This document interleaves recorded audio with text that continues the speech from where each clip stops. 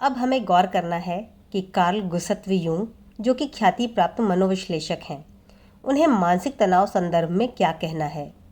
Jung की अवधारणा है कि मानसिक तनाव मनुष्य के स्वभाव में नर एवं मादा दोनों के गुण विशेषों का प्रतिफल है।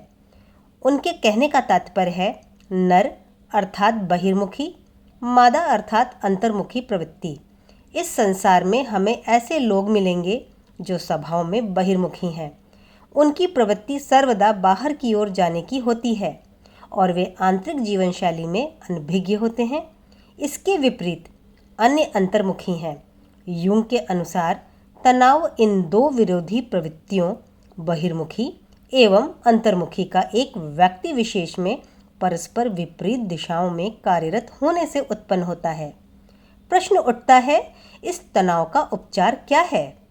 समस्या का निराकरण इन दोनों मूलभूत प्रवृत्तियों के समन्वय से ही संभव प्रतीत होता है। यह समन्वय ध्यानपरायण चिंतन और क्रिया प्रधान व्यवहार के आपसी सामंजस्य से ही संभव है। चिंतन शून्य तथा अंतर्निरीक्षणहीन जीवन व्यवहार घातक सिद्ध हो सकता है, लेकिन अकेले सतत चिंतनशील बने रहने और सक्षम गुरु के निर्देशन अभाव में व्यक्ति सही मार्ग अपनाने में असक्षम बना रह सकता है और उचित सीखने की प्रक्रिया के अभाव में मानसिक तनाव का कोपभाजन हो सकता है। हमें दोनों प्रकार की अति से बचना चाहिए और सही मध्यम मार्ग अपनाना चाहिए। क्रियाशील व्यवहार के साथ साथ व्यक्ति को चिंतन, अंतर अवलोकन तथा आत्मनिरीक्षण के लिए भी समय निकालना चाहिए। इन दोनों स्वभावगत विरोधी प्रवृत्तियों के सही समीकरण से अथवा दूसरे शब्दों में नारीय गुण विशेषों के सामंजस्य से मानसिक तनाव से मुक्ति मिल सकती है। इस परिप्रेक्ष्य में विभिन्न वर्ग के लोगों का अवलोकन करें। संपत्तिवान लोग, शक्तिवान, पद व गरिमा के धनी लोग तथा ऐसे भी अन्य लोग। लेकिन यदि हम उनके वास्तविक जीवन में झांक कर देखें तो हमें यह देखकर हैरानी होगी कि वे धनाढ्य शक्तिशाली होते हुए भी कलहग्रस्त रहते हैं और जीवन उच्चतर आयाम से वंचित है। व्यक्तियों को जब तक आंतरिक शांति नहीं मिलती, वे कभी भी मानसिक तनाव से मुक्त नहीं रह सकते। हमारे समक्ष प्रायः एक प्रश्न उपस्थित होता है, क्या सभी धार्मिक प्रवृत्ति वाले लोग अपने जीवन से संतुष्ट हैं?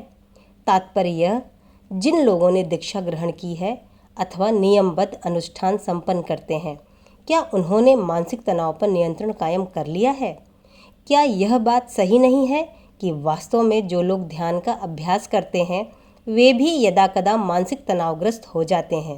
मान लो कोई व्यक्ति मंदिर अथवा पूजा गृह में विशिष्ट मनोदशा में बैठा है और कोई अनायास उनके पास आकर कुछ कहे तो वह उग्र स्वर में कह उठता है, मुझे परेशान मत करो, मैं अभी ध्यान कर रहा हूँ।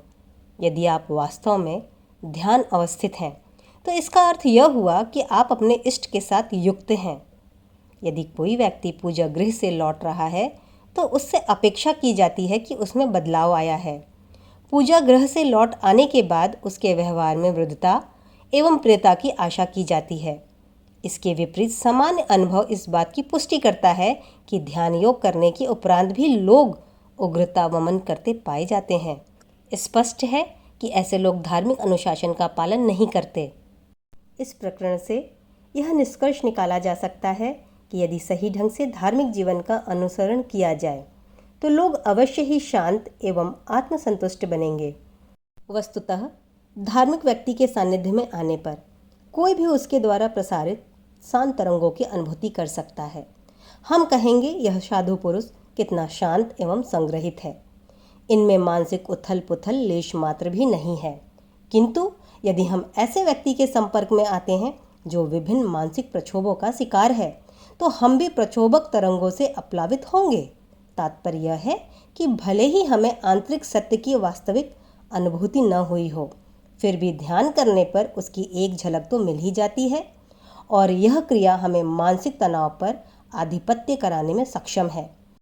रामकृष्ण मिशन का प्रतीक चिन्ह, जो स्वामी विवेकानंद जी की संकल्पना है, उसमें योग की चारों विद्याओं का सामंजस्यपूर्ण समायोजन है।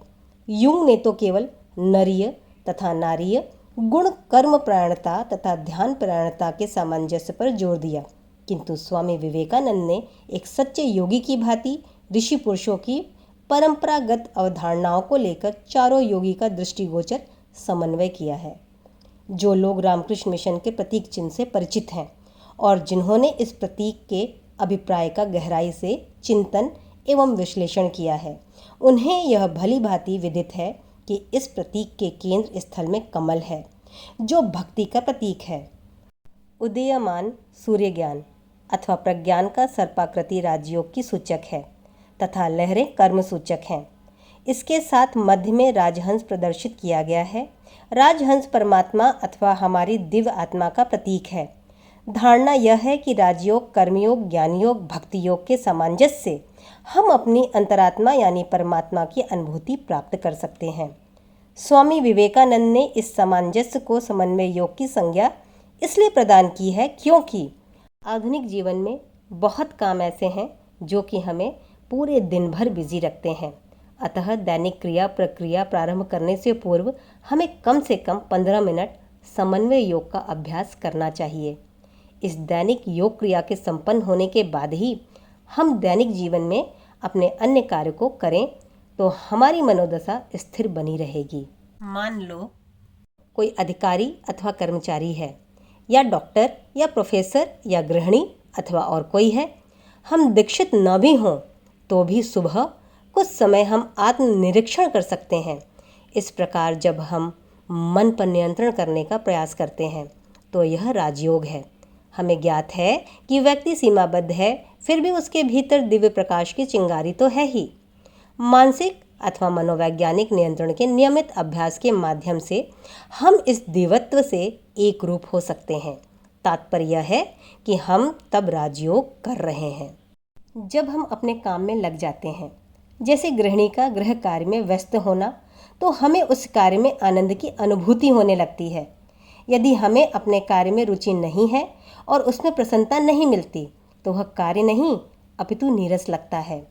जो व्यक्ति अपने काम में प्रेम से लगा रहता है उसे भक्ति योग कहा जाता है।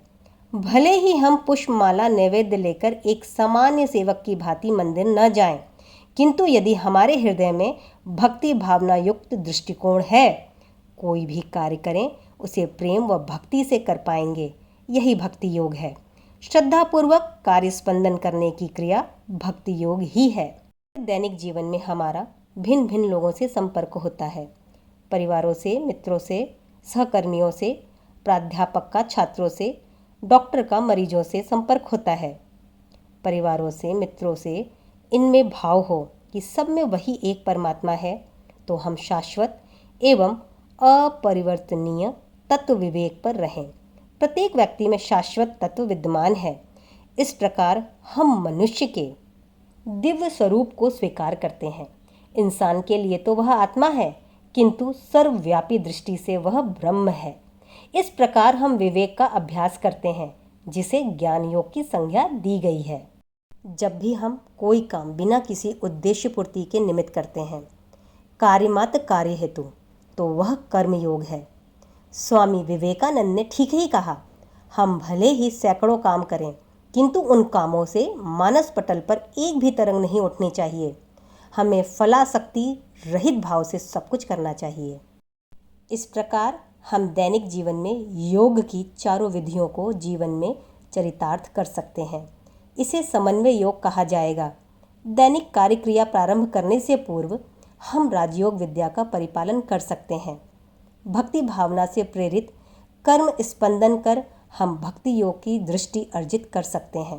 कार्य करते समय अपने सहयोगियों के साथ विवेक सम्मत व्यवहार द्वारा ज्ञान योगी बन सकते हैं और अंत में सभी कर्म कर्तव्यों को जो हमारे लिए निर्धारित हैं कर्म योगी की भावना से निष्पादित कर सकते हैं। जब तक वृत्तियों की ओर हम उपयुक्त दृष्टि नहीं अपनाएंगे तो जो भी घटनाएं घटेंगी उनमें हमारी प्रतिक्रिया प्रतिकूल ही रहेगी। जैसे कि यदि कोई कनिष्ठ कार्यकर्ता किसी का अपमान करता है तो वह सामान्यतः जैसे को तैसा व्यवहार का अनुसरण करेगा। इसके विपरीत यदि वह आध्यात्मिक धरातल पर सबको समान मानता है तो वह अपने अधीनस्थ कर्मचारी में भी दिव्य स्वरूप का दर्शन करेगा।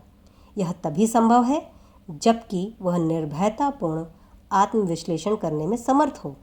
यह ज्ञान योग है। समन्वय योग के अभ्यर्थी को निरंतर यह परीक्षण करना पड़ता है कि वह सही, वह स्थिर बुद्धि के निर्णय अनुसार व्यवहार कर रहा है या नहीं।